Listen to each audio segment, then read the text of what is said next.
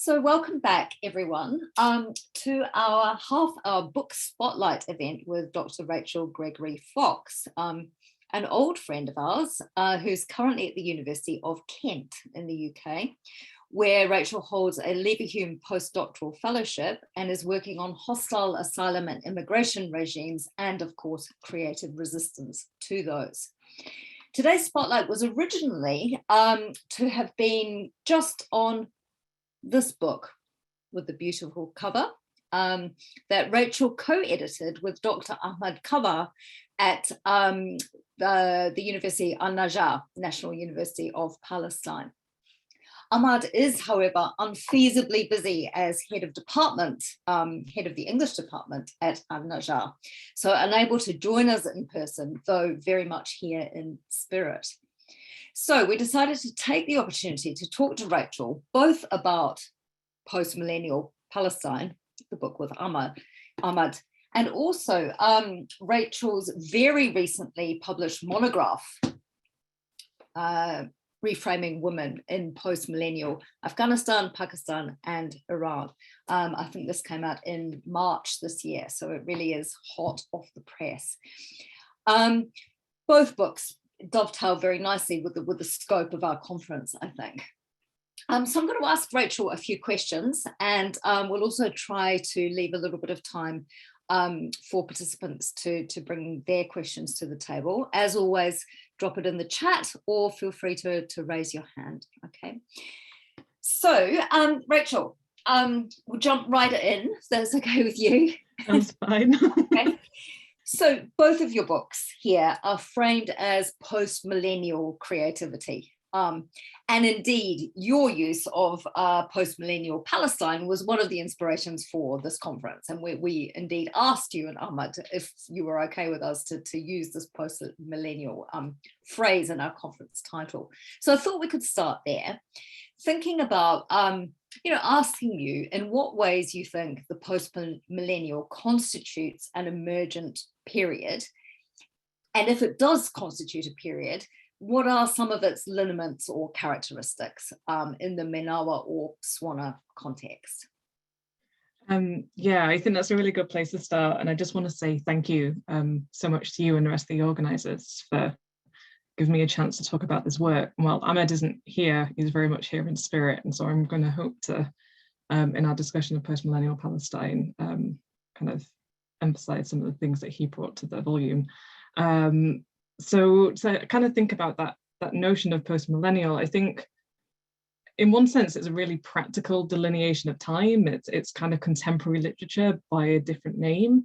But I do think that there are political and creative contexts that emerge at this kind of very beginning point of post-millennial in the years 2000, 2001 that kind of help to define it, I suppose, more concretely as a distinct period.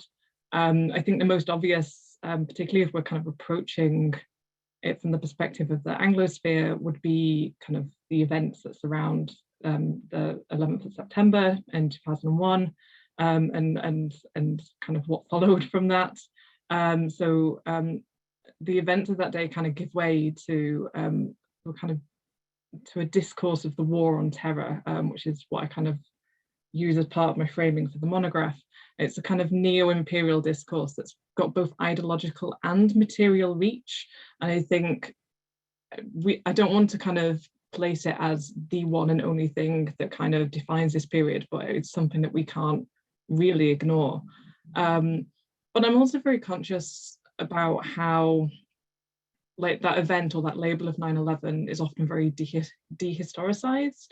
And so when thinking about the post-millennial period, I think it's really important to still trace back the various political and political machinations, kind of particularly relating to colonial and imperial histories that have a kind of echoing and continuing effect into the present day. Similarly, with post-millennial Palestine, whose contemporaneous kind of focus is marked by the failed Oslo Accords, by the Second Intifada, which starts in 2000. Even here, and in the book, we remain very conscious of those kind of historical, political, and cultural overtures that remain central to questions around memory and narrative. I do think there are some distinct hallmarks for this post-millennial framing, particularly in relation to creative works, not just with the kind of sparking of interest in Anglophone media that Marcia kind of touched on, with kind of like books kind of surrounding the war in Iraq and so forth. But I think there's also burgeoning publishing houses and imprints that are disseminating literature in translation, as well as in its original languages, to a wider source of readership. Hupo Press, which is an imprint of the American University Press in Cairo, I think, is one that comes to mind. And I think media has a large role to play as well. So kind of social media platforms, different kind of translation technologies, video platforms, all kind of create different possibilities for information sharing and networking amongst authors and audiences. And so I think through all of these different ways, there's a new generation of writers and filmmakers who are kind of thinking around questions of colonialism and borders, identity, trauma, as the last panel kind of touched on, in kind of different ways. And I think the conference is, having looked at the program, is very much answering those questions as well. I think that's very in line with our approach, that, you know, there are political characteristics to the post-millennial period which are to some extent reiterations. I mean, you know, Said, and I think it was 1980 with the book, is it Framing Islam? You know, he starts off talking about the Islamic Revolution in Iran and the American hostage situation, and how that kind of frames a sort of emergent Islamophobia, which of course is very old, goes back centuries. But also, yes, I think that's true. I mean, as Marcia elaborated for us, that the 21st century offers a more complex, more kind of collaged representational mechanism, I guess, for the transmission of material from the wider Middle East, if we like, into the English language, sometimes in the English language. And that this is not always sort of the result of cynical gestures on the part of publishers, but often it's, you know, small presses or you know, presses which have sister branches in parts of the Arab world. So it's a complex kind of and quite rapidly moving situation. Post-millennial Palestine brings together scholars from the UK and the Levant, Palestine and Jordan, and flags memory as an ongoing and still contemporary site of resistance. You and Ahmad talk in the introduction about wanting to facilitate critical discussion that looks ahead. So can you talk a little bit about how your contributors in post-millennial Palestine view the relationship between memory, the present, and some kind of anticipated future? Yeah, so I know that when Ahmad and I were kind of putting together the volume, we wanted to move away from a kind of a more traditional way of thinking about memory, if I can call it a tradition. I think memory has and always will be an integral part of kind of critical and creative debate surrounding Palestine and its narratives, and around kind of this question of how to retain and reclaim a Palestinian identity in land that is under occupation, in within the diaspora and so forth. So we were kind of thinking around this question of how memory operates in the context of an ongoing or chronic trauma. So how trying to move away from some of these more long-charted discussions about memory in relation to the Nakba, kind of as this pinnacle event, and thinking more about, well, what does it mean to talk about memory when we're still in, or when Palestine is still in a moment or in a kind of constant process of crisis. Tariya Hamdi talked about it really nicely. She called it a repetition of catastrophes and daily Nakbas that are kind of see the memory of the Nakba lived and relived kind of in perpetuity. So it's kind of, we were trying to think about that question of how memory works in that context. And I think a lot of the contributions are speaking to that in various ways. So I know that in your chapter, you were talking about Paul Ricoeur and this idea of rememory, of memory that needs to be worked on or worked through. And I think through various chapters, this idea of memory is something that was kind of collaborative or solidaristic, kind of kept reoccurring. The Sophia Brown's work on anthologies very much kind of spoke to this idea of a solidaristic community and how the kind of interlocking of different memories, where they diverge and where they digress and where they move in the present, really allowed us to rethink that positioning. So those were kind of some of the points we touched on.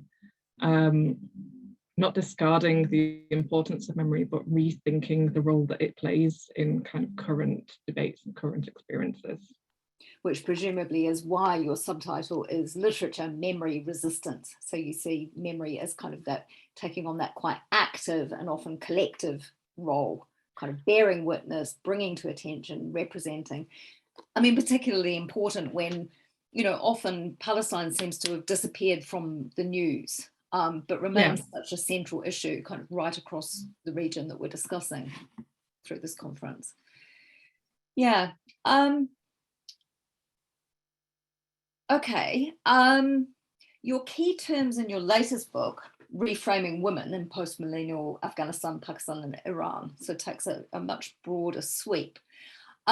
Your key term there is reframing, or what you coin yourself as remediated witnessing. Can you tell us what you mean by that and how you found remediated witnessing to be a useful lens on literary and visual SWANA material that circulates in the Anglosphere? Yeah, absolutely. I'm actually, I kind of bookmarked a section that I was just it's just a very short paragraph, but summarizes that process of remediation that I was talking about. So it's from the beginning of the first chapter, and it says that a witnessed event can be recorded in a variety of different ways, in writing, in conversation, in photography, in film, amongst many others. This documentation, in whichever form it takes, represents a product of what, or of that witnessed event, a product which is then disseminated to an audience. And then this audience witnesses the record of the event. They witness the act of witnessing. And this series of moments represents what I call remediated witnessing. And I was reading back over it in preparation for this, and I don't think that paragraph has changed since I first wrote it for my PhD, at least not substantially. So it's about taking this kind of series of moments to think about how information or identity is framed through various stages, both materially and ideologically, and thinking about that role of witness, about how, kind of comes back to that question that was just at the end of the last panel about who represents what and how is it represented. It's trying to move away from that question of representation and thinking instead about kind of remediation as a process that doesn't represent simply, it represents in context of what both is inside the frame and what is outside the frame. And so that's where the reframing comes from. Asking who is exposed within the frame and who is excluded from it. And kind of the hope of the book, or the methodology of the book, is to try and break through those frames and to try and kind of cut through them and think about what decision making is made in that process. And you mentioned kind of how this helps kind of think about how material is circulated in the Anglosphere. And I suppose one of the most obvious ways would be, like Marcia talked about in her keynote, and I think what the roundtable will touch on later, is that matter of translation. Think about translation as a particular frame that leaves out certain things, that inputs in different things, in some cases whole sections, whole scenes, and thinking about how that changes the meaning to someone who's reading it in English versus someone who's reading it in Arabic. And for me, I have to be very conscious about my own framing, my own limits in approaching text, because I do read in English or in translation into English. So that's something that I kind of always try to remain conscious throughout the writing and the researching for the book. And I think that's part of the reason that a lot of the book focuses on that on that reception politics, on that context of ethical responsibility and accountability, on the way in which this media or these representations of women from Afghanistan and from Pakistan and Iran are framed for Western audiences, and what are the implications of that? Yeah. So this remediated witnessing has a very nice kind of self-reflexive or, critically reflective on one's own positionality as a reader, as somebody who's kind of engaging discursively with this material. I think that's a really interesting point because, whilst we would, I think, posit, if we want an ideal reader, singular, I think we would want that ideal reader to be multilingual and, at least bicultural. But I go back and forth on this because at the same time, some material does circulate in English. It's there. We can't just kind of not discuss this material. And the more theoretically nuanced that the discussion is, then I think the greater benefit to multiple communities. You also say in Reframing Women that you commit to a feminist approach to the material discussed. Can you gloss that a little bit for us and maybe give us an example of how you approach one of your texts through a feminist lens? Yeah, I can. I'm going to hope that my response isn't too theoretical, because I know that the book does get quite heavy in places. But it kind of, I found Saba Mahmood's writing on feminism to be quite a useful framework to begin thinking on this question of what a feminist approach looks like, particularly what a feminist approach looks like from without, particularly from within my framing. And she critiques how feminism is often both analytical and a politically prescriptive project. And it's something that we see in particular, particularly in the context of the book. I kind of read that in the way in which neoliberal or kind of neo-imperial narratives, feminist narratives, kind of sought to rescue Afghan women in the kind of in the context of the Afghan war. So the way I think there was a specific slide that was on Marsha's keynote that was of all the women with the kind of the veiled motif. So this kind of idea of rescuing and unveiling that kind of classifies women unilaterally as a victim or a survivor, or kind of on the other side, and what the latter part of the book focuses on, kind of as a martyr or kind of, so women who are classified in all of these very kind of unnuanced, very specific, iconized or idolized ways that are ostensibly supposed to be kind of feminist, but kind of fail to actually do something concrete with that.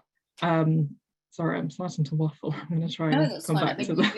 You do take on these particularly kind of iconic tropes that persist when representing and even self-representing women from the Swana region. The martyr, the dead woman, the cover girl, the subaltern, for example, and you kind of very patiently unpick, tease out the kind of sort of enabling and enclosing possibilities of those tropes. Yeah. I think a major kind of theoretical underpinning for the work is Spivak's work on the subaltern and how this interrelates with ideas of subjected and agential identities. That's kind of the core underpinning of the analysis and the theoretical analysis. And I remember when I first started working with Spivak and realized I had to kind of actually kind of get to grips with what she was saying, and that in itself was a bit of a project. But I think she has a lot of very useful things to say, not just about subaltern identity, but about the kind of methodologies that people take in approaching not just the representation of women, but representation as a kind of process in and of itself. And I find there's a moment when she talks about how a project shouldn't be about the making visible, but about the measuring of the silences. So the rescue narrative that I've mentioned before is a kind of process of making visible, like this idea of unveiling that kind of repeatedly comes up in discourse around kind of the mistreatment of Afghan women in US, particularly in US, but not exclusively US media. around the early 2000s is all about that making visible. And I think what remediated witnessing as a methodology tries to do is about measuring the silences, is about looking at who is exposed or cut out of particular frames and for what purpose. Yeah, that was beautifully put. I mean, this concept of the subject is so complicated, not only through kind of psychoanalytic theorizations of subjectivity, but also as a political category. You know, I mean, Spivak's kind of teasing out of the relationship between the two different kinds of representation, aesthetic and political, remain just really crucial. I mean, we keep on citing people like Lila Abulugud and Sabah Mahmood, as you mentioned there. So you and Ahmad put Post-Millennial Palestine together while you were both completing your PhDs, both of which, we're delighted to say, have generated monographs. This is Ahmad's Exile and Expatriation in Modern American and Palestinian Writing. For you, Rachel, did Palestine represent a kind of detour contextually or conceptually from what you were mostly working on, which came out in your Reframing Women book, or do you see these contexts as all connected? In some ways, yes, and in other ways, no, is the kind of on the fence answer. But I suppose, like, so for Ahmed, the book was obviously much more closely linked to his PhD research. But I came to Palestinian literature, and my engagement with Palestinian literature was kind of twofold, in the sense that I was doing my PhD at Lancaster with you, who works on Palestine, alongside Ahmed and other PhD students that were working on the same or tangential subjects. So we had research seminars and conversations, and as well as like the teaching that I was engaging with in the department. We were all talking to various degrees on Palestinian literature and the Levant, and then wider and wider. And so it was kind of hard not to kind of see some of the links that do come out from those conversations. And I think it recurred as a contextual touch point in my research into Afghanistan and Pakistan and Iran, and the kind of the broader Middle East, which I use kind of skeptically, but kind of out of necessity to kind of define it as a space. So it was a detour in the sense that it was speaking, that my research is kind of speaking to different colonial contexts. The work on Palestine is obviously looking at settler colonialism as its kind of key colonial kind of framing, looking at works produced in different languages or in translation, but with different etymological roots, and kind of touching on different traditions. But even there were kind of conceptual intersections, particularly in thinking about the ways that memory works, thinking about how resistance kind of forms out of this. My later chapters in the book, in the monograph, touch on martyrdom and mourning, and I found that critical as well as creative writing on these subjects very often centered on Palestine and the Levant, and Mona Hatoum's artwork, particularly a billboard that she did, which I paid a lot of money to include in the book just because I thought it was so important. I'm going to try and show it there. I don't know if that comes out very well, but was just I found her artwork very engaging, and the questions that she was asking about the relationship between vulnerability and defiance kind of became so central to the analysis that happened later in the book, to think about that relationship between resistance and the cost of resistance, the personal and political cost. Yeah, okay. I mean, in relation to Palestine, not only is it this kind of the gaping wound at the heart of the region, but Palestinians are such a dispersed collective, if you like, that it's really difficult to talk about Kuwait or Lebanon or Jordan or, even the UK without kind of coming up against a kind of Palestinian at some point. So, I've always found this kind of very, almost in a way kind of provides a laudable example of a sort of, a subjectivity which is passionately committed to a particular homeland and a particular kind of part of the world, and yet at the same time has this kind of worldly or cosmopolitan outlook on the globe. I do have other questions, but I see that we have in the audience contributors to Post-Millennial Palestine, including Taria Hamdi. Hi, Taria, who I think might have put a question in the chat. So Taria, do you want to come on camera, or do you want me to feed your question in? Well, hi, Lindsey. How are you? How is everyone? Hi. I'll do the audio without the camera. Okay. I was just talking, about the idea of repeated nakbas and my use of late style and post-millennial Palestine in terms of it. Saeed used it to refer to old age, disease, the late stage in a person's life, in an individual's life. However, in Palestine, within the Palestinian context, I see it in young people actually, and in their actions, in their writings. Muhammad al-Kurd, for example, Mona, his sister, Mona al-Kurd, many other young people, people like Shireen Abu Aqli, for instance, well, not very young, but in her middle age. In Palestine, I think it has a lot to do with repeated nakbas, repeated oppression, repeated brutality that they're facing. So this kind of late style, I think, even the word itself, late in terms of old age, I would, say is not so important as much as it is maybe in terms of experience. So within the context of the Palestinian experience, I think that a young person can let's say reach this late style existence even in youth, because the Nakba is ongoing.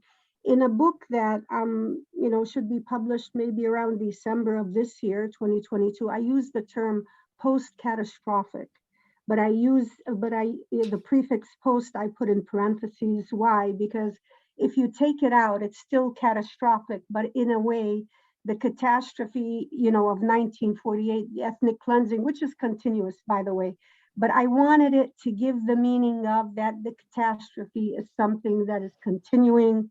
It is a daily thing. The brutality continues. Notice, for example, at Shireen Abu Aqli's funeral, the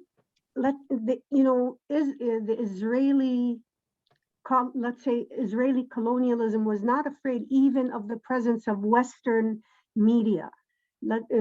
For example, when Shireen Abu Aqli's casket and pallbearers were attacked with clubs and tear gas and all of this, why didn't this even, they didn't even think about how it would impact the global audience, because the settler colonialism is so brutal. It doesn't even take this into consideration. So my idea is this kind of constant catastrophe, this endless catastrophe, this consummate negativity, if I'm going to use Adorno's term, really breeds its opposite. And its opposite would be like a extreme kind of resistance in every way, in any way imaginable. So it's not something that would lead, I would say, to defeat or surrender, but rather the opposite of that. And that is an extreme form of sumud, if you will. Of course, sumud is an Arabic term meaning steadfastness. I'm sure everybody in the audience knows that. So, this is something that is ongoing, I think very interesting, that, we should, I would, encourage young people, young researchers to get into this field. It's a rich field, and, the Palestine tragedy, catastrophe, ethnic cleansing continues. So your work, Lindsey Moore and Rachel and Layla and everybody in this audience, I think is so important. What you're doing is amazing. And I just really want to thank you for that. Powerful words. Thank you, Taria. And of course, Taria's book is coming out imminently and is highly recommended, along with Rachel's multiple volumes here as well. I mean, it's interesting how, Layla flagged for us a sense of kind of belatedness in relation to modernity and this sort of crisis of the Arab male subject in response to that belatedness. But late style can also be a kind of refusal to accommodate, a kind of continued resistance, defiance, irascibility, you know, a kind of refusal to bow down to expectations. Does anybody else have any questions for Rachel before we break for lunch? Or Rachel, was there anything else you wanted to add? I think Tareer kind of, in many ways, summarized some of the key kind of ideas that underpin the volume, actually. And so I think I'm really glad that you were able to speak then, Tareer. I think maybe there isn't, I'm trying to think of a way to kind of maybe just to kind of finish the discussion. And there's a way that kind of, and it brings us back to the Post-Millennial Palestine volume, but there's a way that Nora Parr talks about, kind of following on from what Tareer was just saying there about lateness. And Nora Parr's chapter talks about kind of this idea of the post and kind of calls it into question. And so I thought maybe it'd be nice just to kind of finish with how she concludes her chapter, which is that she says her work engages with some young Palestinian writers who are writing in Arabic, who aren't actually, I think one of the texts had been published or translated into English, but she did the translations for the others herself. So it was introducing new literature to an Anglophone audience. And it touches again on what Layla was talking about with her references to Lacan in her paper as well, about kind of this symbolic language and how we respond to that. And so she says that the writing that these authors produce within their works creates symbolic meaning. And in creating new symbols, they find a path out of the quagmire of post, so that the new beginning is one that encompasses all pasts and gives them renewed connection to their present. And I think if we come back to that question of post-millennial, that question of what the post stands for and how we come into question with that, in both the idea of lateness and beginning, is something to maybe just think about as the rest of the conference continues. So not my words, but Nora Parr's, but I think eloquent words to kind of live by. And that does indeed seem to be the perfect end to this all too brief session. So we're very grateful to you, Rachel, for not only contributing a paper to this conference, but also coming along to talk to us about your books. So just show you one more time, Post-Millennial Palestine, Literature, Memory and Resistance, edited by Rachel and Ahmad, Qabaha, and contains Tareer Hamdi, Nora Parr, many other commentators, with a foreword by Bashir Abu Maneh. So that's this book here with the beautiful Nabil Anani painting on the cover. And Rachel's monograph, hot off the press, Reframing Women in Post-Millennial Afghanistan, Pakistan and Iran, subtitle Remediated Witnessing, that key term, in literary, visual and digital media. So very unusually, Rachel not only crosses different national and kind of sub-regional contexts in the kind of Swana world, but also moves usefully across literary, visual and other media as well. So Rachel, thank you so much for briefly introducing us to your work. Thank you for having me. It's been lovely. Everyone, we're breaking for lunch, a sort of well-earned lunch break, I think it is at this point, and we're reconvening in 40 minutes. So grab your sandwiches or tasty alternatives, and we shall see you back here for the next panel on memoir and memory. Thanks, everyone. And also just a quick note, Rachel will also be presenting tomorrow a very interesting paper that we're all looking forward to on Flea. So thank you so much, Rachel. Thank you. Sorry, I was on mute. See you, everyone. See you soon.